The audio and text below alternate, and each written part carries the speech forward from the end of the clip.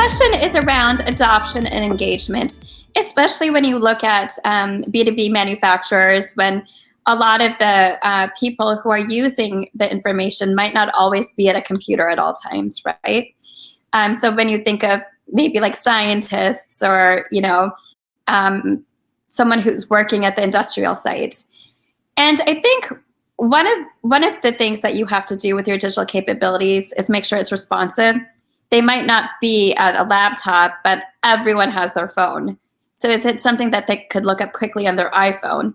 And what comes to mind here is product data. People typically want product data at all times. So is that something quickly that they could do? Another scenario might be purchase order. Maybe they're out at a client and need to pull up a purchase order really quick because there's a discrepancy.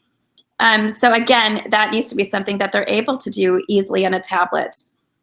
The way you're going to get adoption and engagement by people who are typically not used to using these types of digital capabilities is essentially by telling them that their job is going to get easier. So instead of, having a Rolodex of contacts, you can now go to this one website and see not only who your clients are, but perhaps what their last orders were. You can now see maybe what they were browsing and try and cross-sell or upsell them. So I think, Mary, I'm right when I'm saying that there's just a lot of data at their fingertips that, they probably wouldn't have had before. Yeah. And I think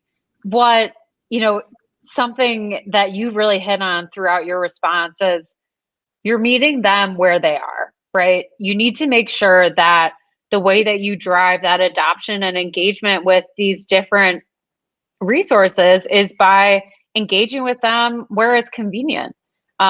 We want to make sure that, we're using the channels and we understand who they are, what's important to them, and how they interact in their day-to-day job, so that we can look at those different interaction points and look at what is the right messaging that we can derive to them so that they understand the value.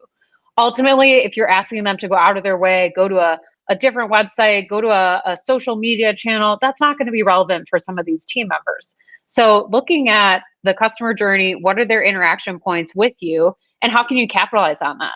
Sometimes it might be connecting with their account rep or a service team member and using some of those channels to get some of this started as they start to adopt some of these other technologies like Ma said, if it's in a mobile app or, a tablet experience.